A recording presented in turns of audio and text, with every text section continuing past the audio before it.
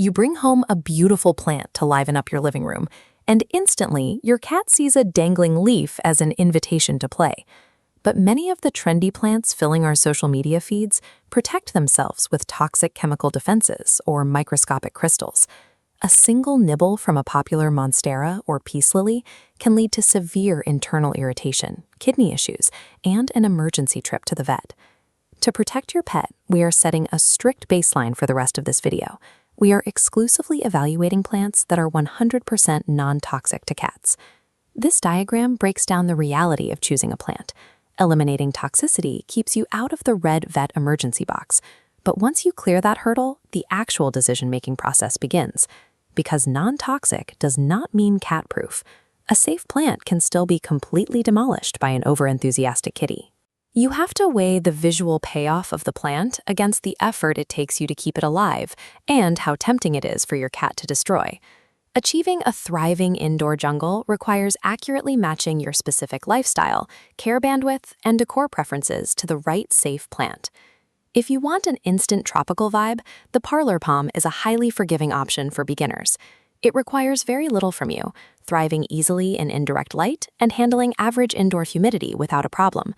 But that low-maintenance nature comes with a physical trade-off. Its delicate, moving fronds arch low to the ground, inviting your cat to swat and bite. For something with a more distinct architectural shape, the spider plant produces long, narrow leaves that naturally cascade downward. It comes with a very specific built-in trade-off. Spider plants contain mild, entirely non-toxic compounds that produce a slight hallucinogenic effect on cats, very similar to catnip. Because of this makeup, your cat will likely be obsessed. Left on a low table, they may eat it down to the roots, so you will need to place it in an elevated hanging basket. This chart measures pair difficulty against feline temptation. The parlor palm plots right here in the easy care, high temptation quadrant. The spider plant, with its catnip-like properties, lands in medium care but extreme temptation. The most forgiving, resilient, safe plants often draw the heaviest feline interaction. Keeping them intact requires relying on strategic elevation rather than trusting your cat to ignore them.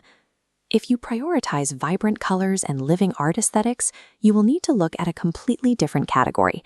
The Calathea family offers rich, deep purples, striking bright pinks, and intricate geometric striping.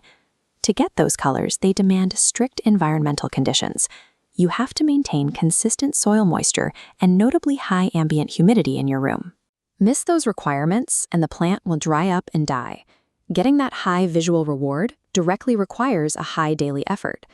On the exact opposite end of the spectrum are options for minimalist, modern decor. Many popular succulents like aloe vera or jade are toxic, but the Haworthia, or zebra cactus, offers that clean architectural look in a completely safe package. It asks for almost nothing. It requires only minimal watering and sits perfectly right on a standard sunny windowsill. Looking back at our chart, the Calathea requires demanding care, but usually sits at a medium temptation level for your pets. The Haworthia plots cleanly down into the easy care, low temptation corner. Minimalist options require almost zero effort, but offer a smaller visual footprint, while those show-stopping centerpieces demand rigorous environmental control to survive. For adding dense texture and softening the sharp corners of a room, the Boston fern is a fantastic pet-safe accent piece. But you must avoid toxic lookalikes. The asparagus fern, for example, is actually a member of the lily family and is highly dangerous to cats. Even with the safe Boston fern, there is a placement trade-off. It requires a highly humid environment, which usually restricts it to specific rooms, like a bright bathroom.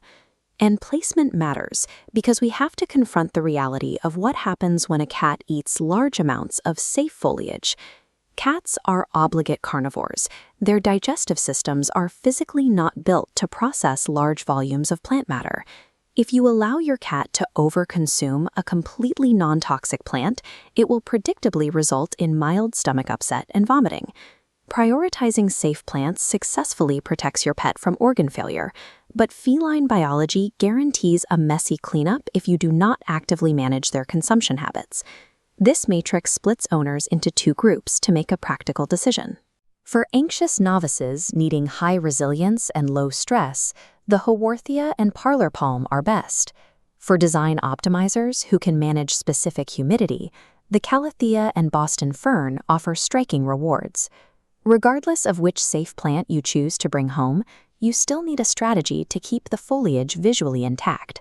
The most effective tool is a behavioral decoy designed to redirect your cat's natural instincts. This flowchart illustrates the mechanics.